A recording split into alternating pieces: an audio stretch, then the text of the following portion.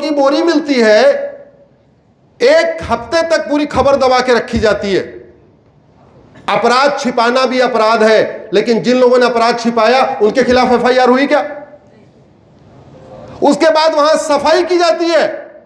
सबूत मिटाना अपराध है। जिन्होंने जज के घर में सफाई, जिस जज ने जिससे सफाई करवाई उसके खिलाफ एफआईआर हुआ क्या? नहीं। क्यों यह हो रहा है? क्यों ये घटिया कानून नहीं बदल रहे? क्यों माता अहिल्याबाई होलकर का जस्टिस सिस्टम लागू नहीं हो रहा है? और रानी अहिल्याबाई होलकर का जस्टिस सिस्टम आपको बताता हूं। करप्शन सबसे जघन्य अपराध था। भ्रष्टाचार और देशद्रोह रानी अहिल्याबाई होलकर जी के समय में सबसे जघन्य अपराध था। और यह उन्होंने किससे लिया? यह उन्होंने लिया छत्रपति शिवाजी महाराज से। छत्रपति शिवाजी महाराज के समय में भी भ्रष्टाचार और देशद्रोह सबसे जघन्य अपराध था।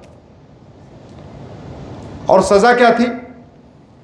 छत्रपति शिवाजी महाराज के समय सजा यह थी, जो जासूसी करेगा, गद्दारी करेगा या भ्रष्टाचार करेगा, उसका हाथ पैर बांध के प्रतापगढ़ किले से पीछे वाली दीवार से 100 फीट नीचे कुएं में, खाई में क्या करना है? बस। और रानी अहिल्याबाई होलकर जी का क्या सिस्टम था? जो भ्रष्टाचार करेगा, जासूसी करेगा, गद्दारी करेगा, उसको हाथ पैर बांध के, कहां रहती थी वो? जोर से बोलिए जरा। महेश्वर में। कौन सी नदी बहती थी वहां पे? तो बहती है सीधे हाथ पैर बांध के जल समाधि। ये था कानून का खौफ। और कहां से उन्होंने किया होगा? मैं जब सोचता हूं कि रानी अहिल्याबाई होलकर ने यह सिस्टम एडॉप्ट कैसे किया होगा। वो भगवान शंकर की पूजा करती थी, लेकिन मुझे लगता है वो तुलसीदास जी का रामचरितमानस बहुत पढ़ती थी। तुलसीदास जी क्या कहते हैं? भगवान श्री राम क्या कहते हैं? भय बिन होय। यह सिस्टम रानी अहिल्याबाई होलकर जी ने लागू किया। भगवान कृष्ण क्या कहते हैं? सठे साठ्यम। यह सिस्टम रानी अहिल्याबाई होलकर जी ने लागू किया। हमारे दादा परदादा क्या कहते थे? लोहा लोहे को। यह सिस्टम उन्होंने लागू किया। और दुनिया के जिन देशों में रानी अहिल्याबाई होलकर जी का जस्टिस सिस्टम लागू है, न वहां घूसखोरी है, न कमीशनखोरी है, न जमाखोरी है, न मिलावटखोरी है, न कालाबाजारी है, न नशा तस्करी है, न मानव तस्करी है, न सोना तस्करी है, न माओवाद है, न नक्सलवाद है, न जिहाद है, न धर्मांतरण है, न लब जिहाद है, न लैंड जिहाद है, न रोहिंग्या घुसपैठ, न बांग्लादेशी घुसपैठ, कुछ भी नहीं है। क्यों? क्योंकि भय बिन होय प्रीत। और हमारे देश में झूठ बोलना फ्रीडम ऑफ एक्सप्रेशन कहलाता है और सच बोलना हेट स्पीच कहलाता है। एक लड़की ने कुछ सच बोल दिया था, हेट स्पीच का मुकदमा हो गया। और एक हमारे यहां 55 साल का नेता रोज झूठ बोलता है, रोज बोलता है। मतलब भारत कैसे कैसे रिकॉर्ड बना रहा है। 55 साल का नेता युवा नेता कहला रहा है, और जिसकी जनसंख्या 25 करोड़ है वो अल्पसंख्यक कहलाता है। अरे अल्पसंख्यक की यूनिट 100 होती है। जो कुछ 100 हो वो अल्पसंख्यक कहलाएगा, जो कुछ 1000 हो वो अल्पसंख्यक कहलाएगा। चलो देश इतना बड़ा है तो जो कुछ लाख हो वो अल्पसंख्यक कहलाएगा। करोड़ की जनसंख्या अल्पसंख्यक हो सकती है क्या? जोर से बोलिए जरा। भारत में है कि नहीं है? सारा उल्टा खेल इधर ही चल रहा है। इसको ठीक करना पड़ेगा। और ठीक कहां से होगा? संसद और सुप्रीम कोर्ट से। ठीक कौन करेगा? जज साहब जो संविधान की शपथ लिए हैं और सांसद जी जो संविधान की शपथ लिए हैं। तो जज साहब को तो मैं सुप्रीम कोर्ट में जगा रहा हूं, सांसदों को किसको जगाना पड़ेगा? जोर से बोलिए जरा। पीछे से उठ नहीं, आवाज नहीं उठ रही है। वो डर रहे हैं क्या? हाँ, जाके जगाना पड़ेगा कि सांसद जी केवल खा पी के आ रहे हो, कुछ सवाल वाल भी पूछते हो।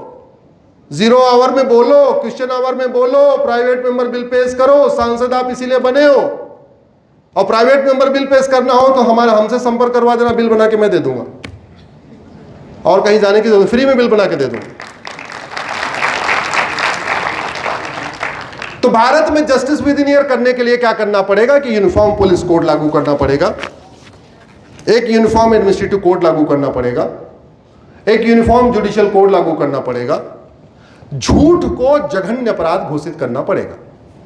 हमारे देश में झूठ बोलना पाप तो है, लेकिन झूठ बोलना अपराध नहीं है। झूठ बोलना फ्रीडम ऑफ स्पीच है। दुनिया के जिन देशों में झूठ बोलना गंभीर अपराध है, वहां पुलिस 8 घंटे ड्यूटी करती है तब भी क्राइम नहीं होता। हमारे यहां पुलिस 16-16 घंटे ड्यूटी कर रही, फिर भी क्राइम कंट्रोल नहीं हो रहा। दुनिया के कई देशों में पुलिस 5 डे वर्किंग करती है, सैटरडे संडे ऑफ रहता है। और हमारे यहां बेचारों को छुट्टी नहीं मिलती। जिनके हस्बैंड या जिनकी घर में कोई पुलिस वाला होगा उसको पता होगा, छुट्टी मिलती नहीं है उनको, और तब भी क्राइम कम नहीं हो रहा। झूठ को गंभीर अपराध घोषित कर दिया जाए, आधी समस्या खत्म। हमारे यहां हो क्या रहा है? मुकदमों की बाढ़ कैसे है, तारीख पे तारीख क्यों है, लंबे लंबे समय क्यों चलता है? क्योंकि वकील का झूठा वकालतनामा फाइल करना कोई सीरियस क्राइम नहीं, झूठी गवाही देना कोई सीरियस क्राइम नहीं। आपके पास गवाह नहीं है, कोई बात नहीं, 1 लाख रुपए ले जाओ, आप कोर्ट में चले जाओ, 10-10 हजार रुपए में 10 गवाह वहीं मिल जाएंगे। जिनको आपने कभी नहीं देखा उन्होंने कभी देखा, जो मन कहो वो आपके पक्ष में लिख के आ जाएंगे। हम जानते हैं जी, जब ये क्राइम हो रहा था हमारे घर में बैठ के पोहा खा रहे थे, जो चाहो वो लिख के दे देंगे। क्यों? क्योंकि झूठ बोलना गंभीर अपराध नहीं है। यूएस में झूठ बोलना सीरियस क्राइम है, सिंगापुर में झूठ बोलना सीरियस क्राइम है, ऑस्ट्रेलिया में झूठ बोलना जघन्य अपराध है। और केवल झूठ बोलना अपराध नहीं है, उन्होंने झूठ पकड़ने के लिए sir narco polygraph brain mapping कानून भी बना रखा है, और हर जिले में उन्होंने लैब भी बना रखी है। बोले झूठ बोला, चल इधर, आज तुम्हारा टेस्ट हो जाएगा। सुबह तुमने झूठ बोला, शाम तक कंफर्म। अगले दिन कोर्ट को बताया, साहब देखो इन्होंने ये जो गवाही दिया था narco polygraph brain mapping test में तो ये आ रहा है, आपके सामने कुछ अलग बोला था। अगले दिन गए 10 से 20 साल। मतलब चोरी करना वहां 5 साल की सजा, और झूठ बोलने पे 10 से 20 साल की सजा। आदमी चोरी करने के बाद गुनाह कबूल करेगा या झूठ बोलेगा मैंने चोरी नहीं किया? जोर से बोलिए जरा। हाँ, एक्सेप्ट कर लेगा मैंने चोरी किया। डेविड कोलमैन हेडली पकड़ा गया, उसे पूछा तूने रेकी किया? आतंकवादी था। सोचिए कानून का कैसा खौफ, आतंकवादी भी एकदम पूरा सत्यवादी बन गया। डेविड कोलमैन हेडली से पूछा तूने रेकी किया था? उसने वकील से डिस्कस किया क्या करना चाहिए। बोले तू कह देना हाँ रेकी किया था। बोले क्यों? कि बोला रेकी करने की सजा 10 साल है, झूठ बोलने की 10 से 20 साल है। ऐसे कह दूंगा रेकी किया तो 10 साल सजा होगी, कह दूंगा रेकी नहीं किया, narco polygraph brain mapping test कर लेंगे, 20 साल के जेल में डाल देंगे। आदमी सच भी तभी बोलता है जब उसके अंदर संस्कार भरा हुआ हो या कानून का खौफ हो।